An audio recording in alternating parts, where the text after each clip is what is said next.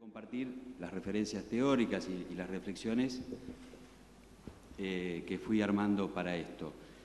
Y una más que me suscitó la presentación cuando Sergio nos presentaba, una anécdota que me acordé, que me contaron hace muy poco, que en ocasión de una presentación de Borges, quien era el presentador estaba a su lado y entonces dijo, bueno, no lo voy a presentar porque huelga la presentación siendo quien es, y Borges lo interrumpe y dice, por favor, presénteme, así lo conozco.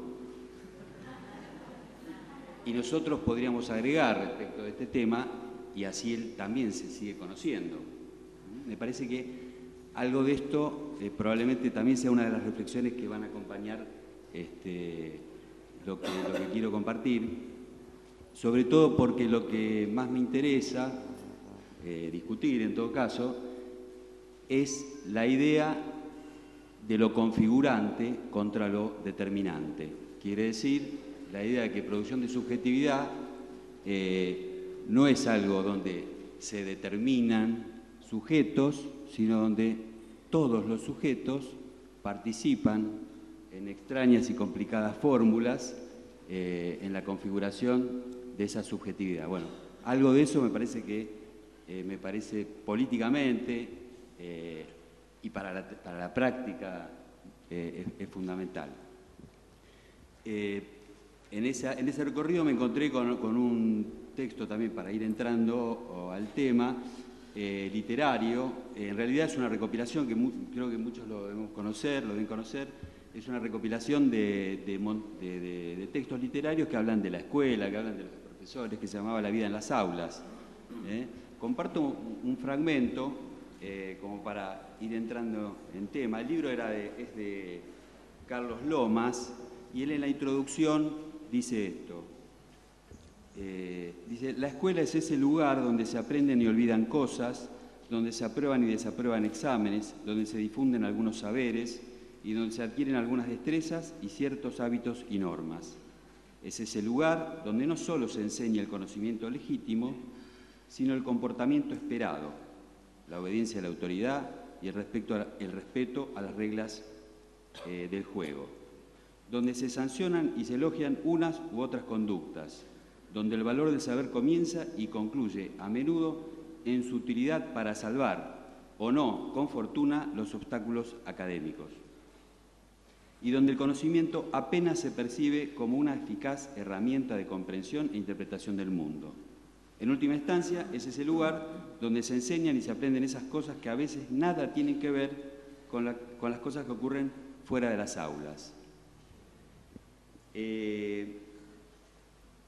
Yo creo que podríamos hacer, el libro es interesante porque cada uno de los textos de los autores, nosotros podríamos hacer un trabajo sobre el tema de producción de subjetividad, tomando frases y referencias de los recuerdos, de las ficciones que estos autores añoran, construyen, hablan sobre su experiencia escolar, ¿no?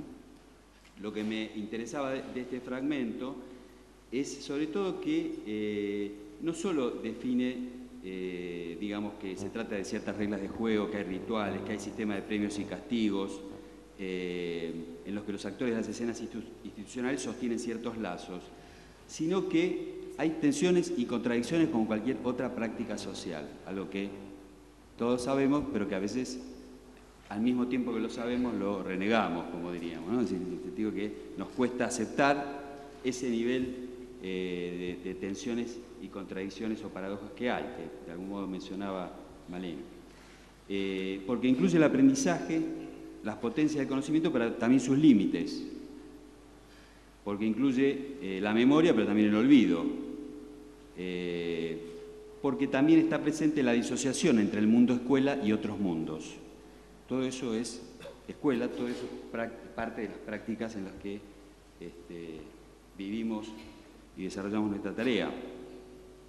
Voy a leer dos fragmentitos más. Dice, la escuela es el lugar donde suceden cosas divertidas, donde unos estudian las lecciones y otros escriben en los cuadernos, donde habitan las ilusiones y también el desencanto, donde afloran las sonrisas que aunque a veces también emerge el llanto, donde se sufre con el dolor del fracaso y se goza con el placer del éxito, donde se dormita cuando sobreviene el hastío de las horas en la monotonía de las aulas y donde se escriben mensajes en los pupitres a golpe de bolígrafo o a punta de navaja.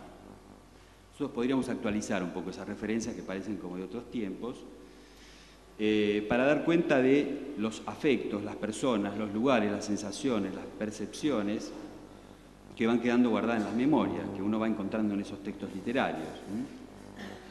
Y por supuesto, aparece en otro fragmento de este mismo texto el fulgor de aquella maestra tan afectuosa, el miedo a aquel instructor tan cruel, el olor ácido del internado, el color grisáceo del húmedo asfalto del patio del colegio, el sonido continuo y estrepitoso de la algarabía sin tregua en la tregua del recreo, la angustia de los exámenes o el temor de los castigos traen consigo la nostalgia de un tiempo en el que se conjugaban, como en un verbo irregular, el placer con el deber, la alegría con la tristeza, la ilusión con el desencanto y el amor con el odio.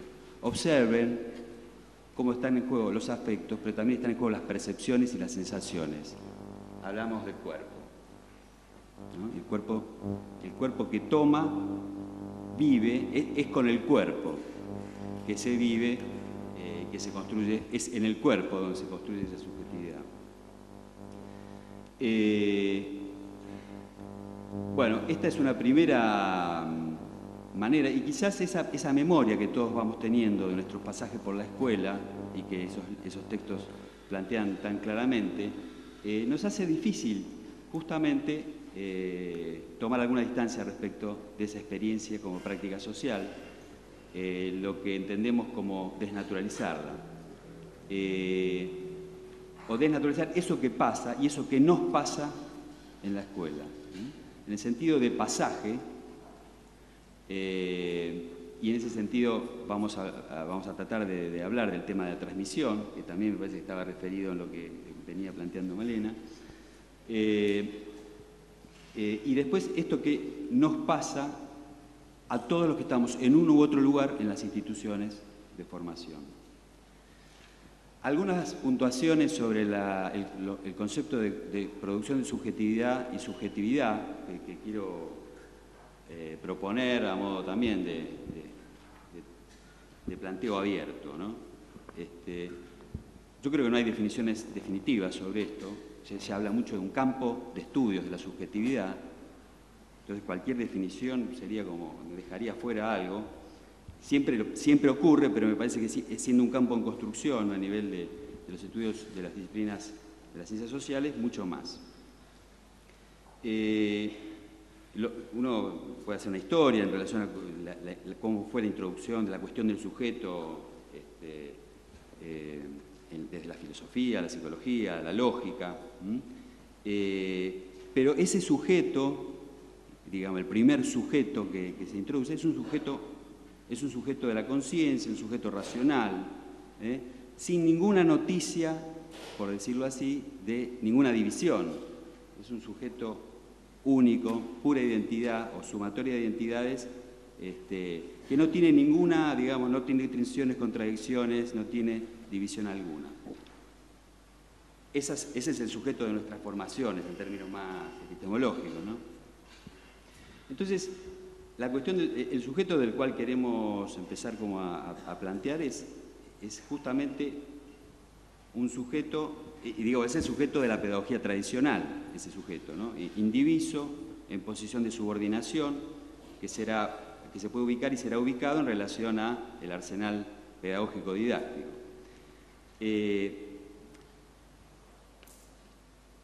Algunas consideraciones podrían ser, primero, que subjetividad no es igual a psiquismo, no podría ser esa diferencia. Tampoco es igual a lo humano, ¿no? Se usa en general como un sinónimo. Tampoco es interioridad versus mundo externo, ¿no? Se va complicando, ¿no? Pues la idea de subjetividad parece como algo del orden de lo interno. Bueno, vayamos contra esa dicotomía, no se trata de eso. Tampoco, como decíamos, del punto de la identidad, no es una sumatoria de rasgos de identidad.